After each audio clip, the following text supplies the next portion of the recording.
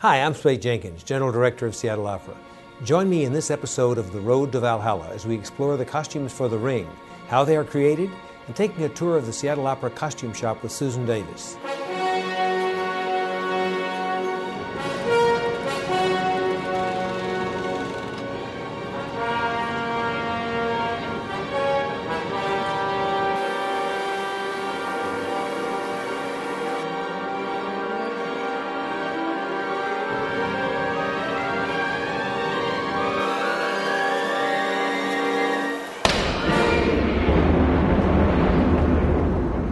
So welcome to the Seattle Opera Costume Shop. I'm Susan Davis, the costume shop manager, and I'm going to talk to you a bit about the Ring costumes.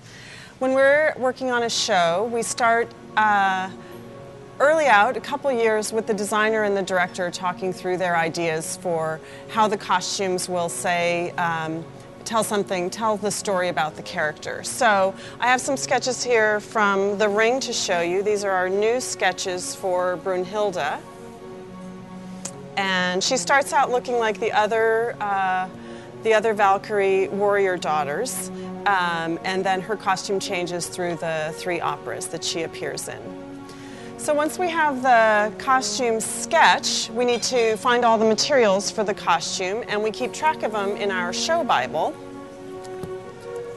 So if we look under Brunhilde, there's a page that inventories all the costume pieces that are in her costume, including where we bought the fabric and how much we bought, and if we dyed it first or if it'll be painted later. For The Ring, we have 214 costumes, and we have 18 technicians working on those costumes. And there are 4 teams, 3 teams in the main workroom and 1 team in the crafts department. Allison is working on one of the Valkyrie costumes, putting in the final hem. Cynthia's working on Hagen's leather tunic, which is a sleeveless tunic that he wears with some chainmail sleeves. So Marie Plett's a returning singer, singing Freya, and we're really glad to have you back, by the way. So all the gods have these beautiful elements, these kind of metallic tattoos, we call them, on the arm, and they're each unique to all the singers. So when you see all the gods in Rheingold, you'll see they each have these beautiful motifs that are individual for each of them.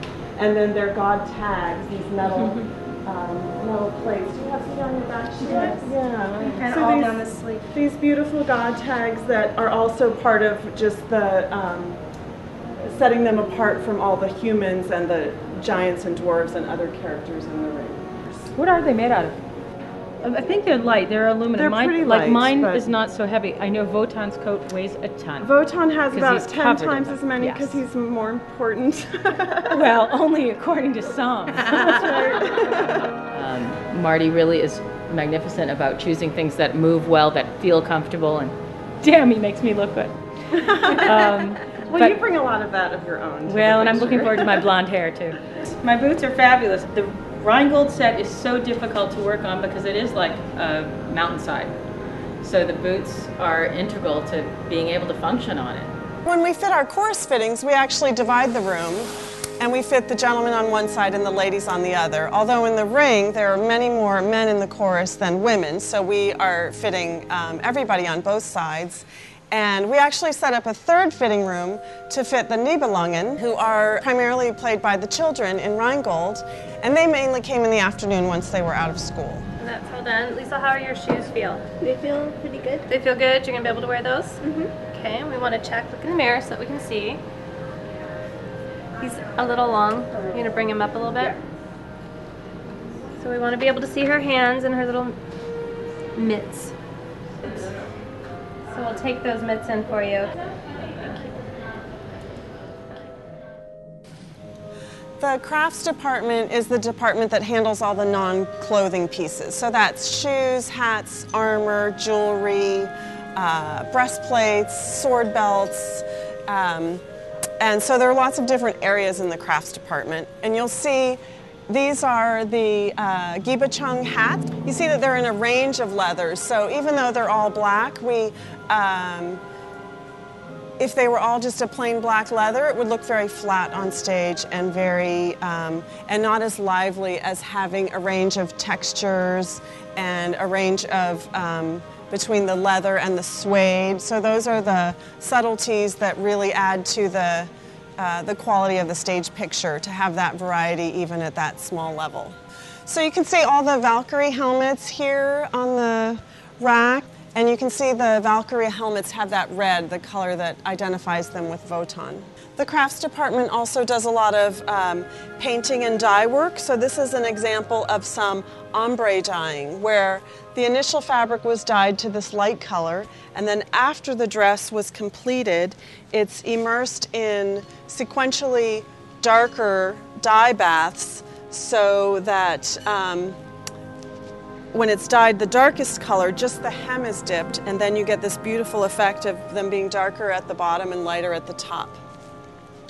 For the ring, when we initially produced the ring in 2000 and then the whole cycle in 2001, for some of the specialty fabrics, we made sure and bought additional yardage so that if we had to remake for size, for example, this time 17 out of the 34 principles are new to us, that we would still have that fabric. The ring is a huge endeavor. So the fitting room was full of ring costumes, but we actually have 6 more racks in our costume storage area that are the ring costumes. So the chorus men take up 2 double racks. Once the costumes are finished, then we'll check them out on an inventory list, and our props department will move them on these racks over to the theater, where the wardrobe crew will take over the care and maintenance of the costumes. When we're working on the ring, we really treat it like one giant opera, as opposed to the 4 individual operas for the sake of organizing the costumes, because Alberic appears in Rheingold, but he's also in Götterdämmerung. So his costume has to be in the right dressing room, whichever opera is going on. So thank you for visiting the costume shop and seeing our work, and I hope you enjoy it on the stage.